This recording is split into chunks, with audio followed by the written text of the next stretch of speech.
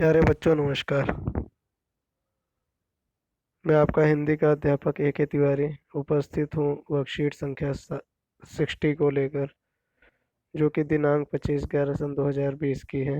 विषय हिंदी व्याकरण, रस, कक्षा 10वीं के लिए।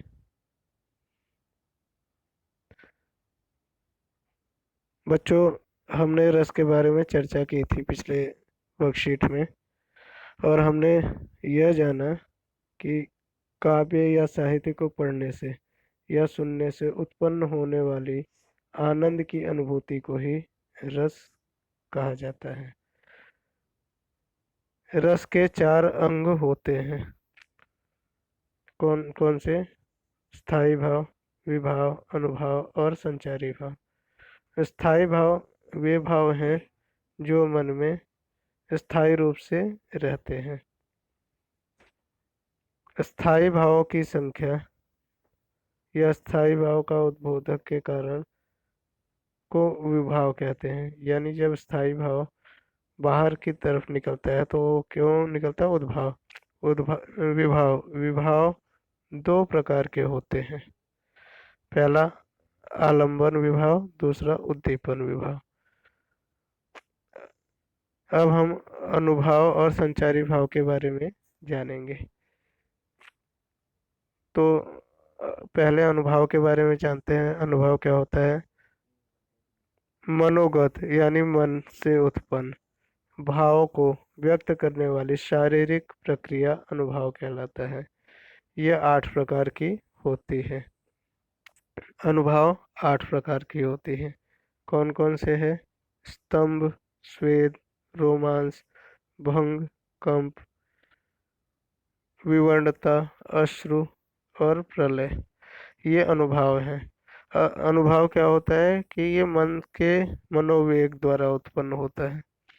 अब हम संचारी भाव की बात करते हैं।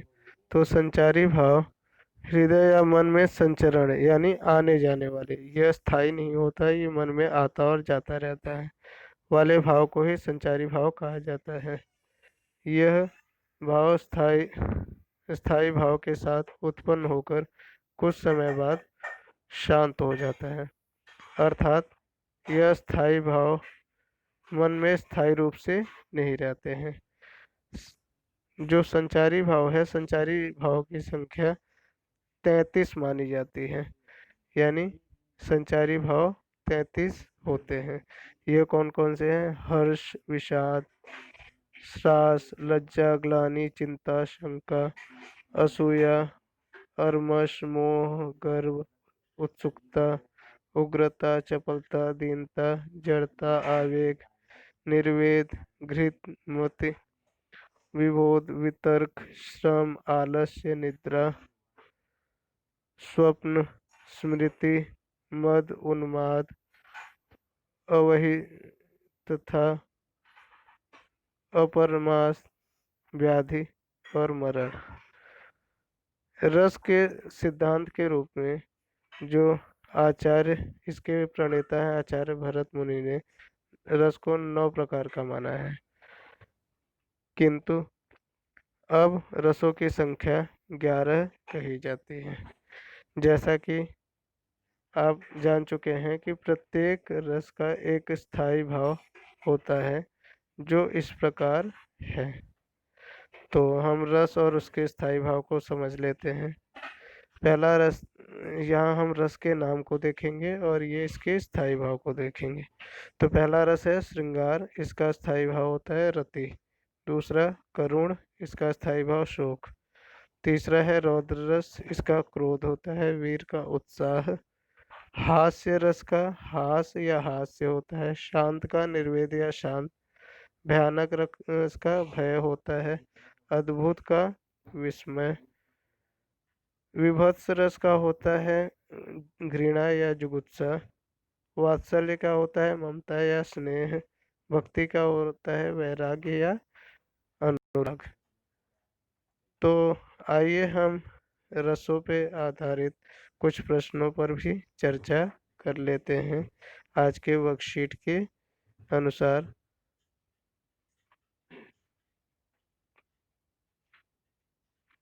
तो पहला प्रश्न है, अनुभाव किसे कहा गया है और अनुभाव की संख्या कितनी है।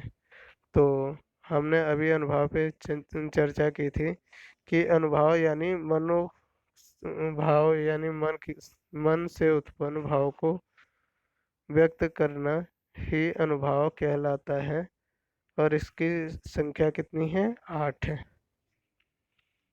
दूसरा प्रश्न है, संचारी भाव किसे कहते हैं। संचारी भाव, तो संचारी भाव वह भाव जो स्थायी भाव के साथ आते और जाते रहते हैं। यह स्थायी न होकर उत्पन्न होता है और समाप्त हो जाता है, उसे संचारी भाव कहते हैं। और संचारी भाव की संख्या कितनी है, 33 है। संचारी भाव की संख्या 33 मानी गई है। इसकी 8 है, इसकी 33। विभाव किसे कहते हैं और यह कितने प्रकार का होता है। तो हमने अभी बात की थी विभाव के लिए कि विभाव क्या होता है, स्थायी भाव के उद्भूत, स्थायी भाव जिससे उत्पन्न होता है, यानी स्थायी भावों के उद्बोधक को विभाव कहते हैं। और यह 2 प्रकार का होता है। कौन कौन सा है, एक पहला है आलंबन और दूसरा उद्दीपन। तो यह 2 प्रकार का होता है। प्रश्न चौथा, आश्रय और विषय क्या होता है।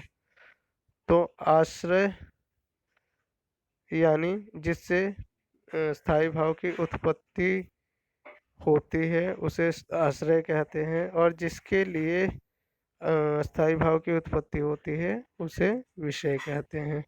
जिसके द्वारा उत्पन्न हो उसे आश्रय और जिसके लिए उत्पन्न हो उसे विषय कहते हैं। उम्मीद करता हूँ कि यह वीडियो आपके लिए हेल्पफुल होगा। और जैसा कि आप सभी जानते हो, सीबीएसई में रस से 4 नंबर के प्रश्न आते हैं।